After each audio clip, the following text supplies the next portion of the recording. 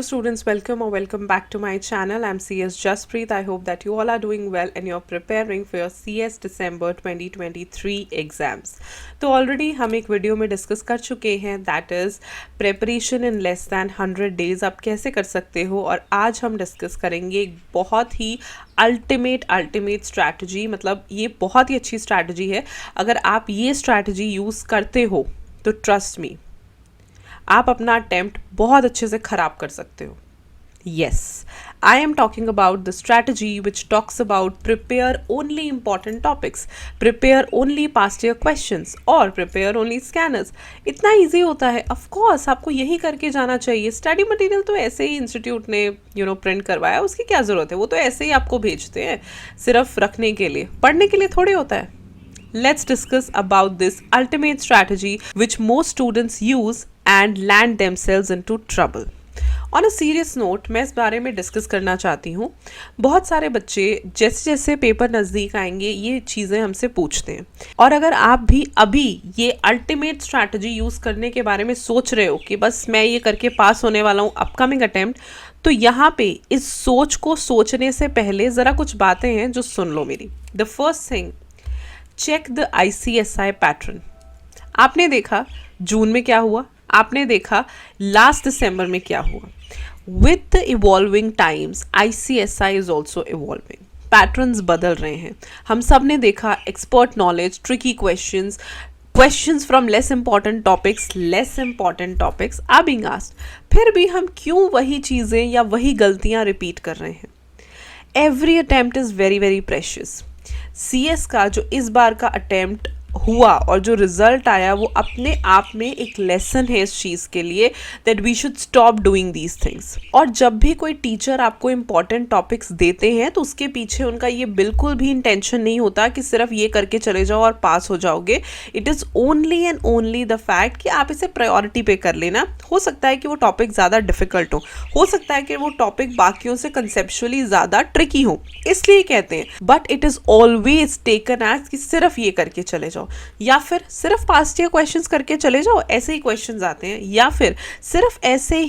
या फिर सिर्फ स्कैनर्स करके चले जाओ. अब वे बैक ICSI में रेपिटेशंस भी होती थी, तो जो पास्ट ईयर क्वेश्चंस का ट्रेंड है ना वो भी सेम रहता था. यानी कि जिस चैप्टर में से डायरेक्ट क्वेश्चंस आते हैं डायरेक्ट ही आते थे, जिस चैप्टर में से एक पर्टिकुलर टाइप के क्वेश्चंस आते हैं वैसे ही आते थे. There was no change, but now it is happening. And with the changing patterns of ICSI, you have to change. You have to change your mindset. You have to change your approach.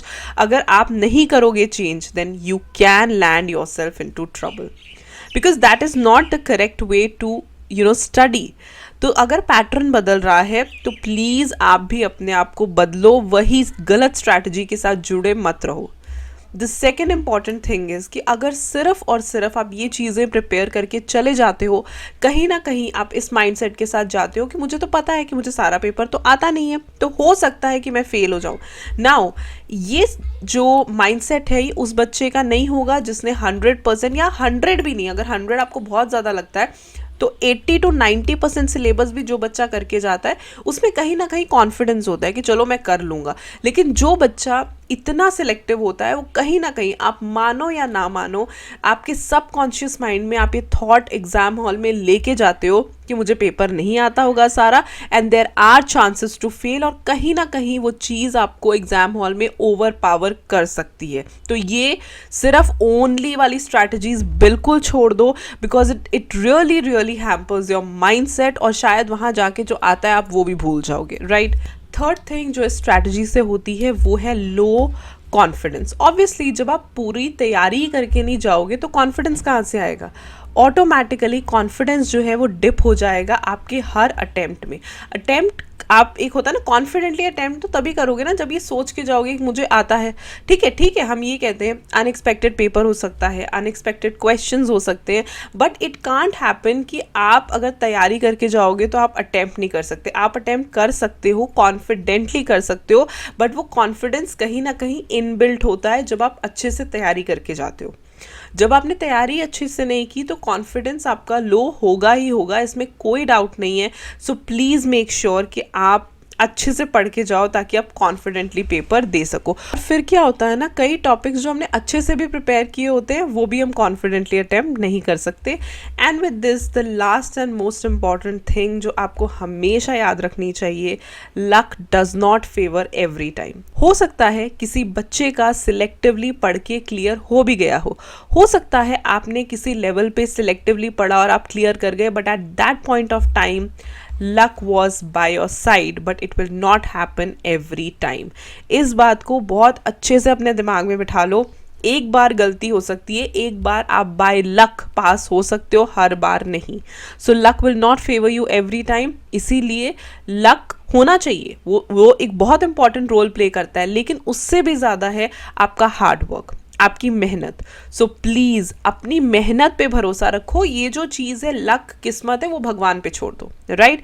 ये कुछ बातें हैं जो मैं आपको बोलना चाहती हूँ। अगर आप ये खतरनाक स्ट्रैटेजी यूज़ करने वाले हो तो प्लीज़ अभी आपको मैं एडवाइजरी दे रही हूँ, डोंट यूज़ दिस स्ट्रैटेजी। अभी ये दिमाग से निकाल दो कि ये स्ट्रैटेजी हमें यूज़ करनी है।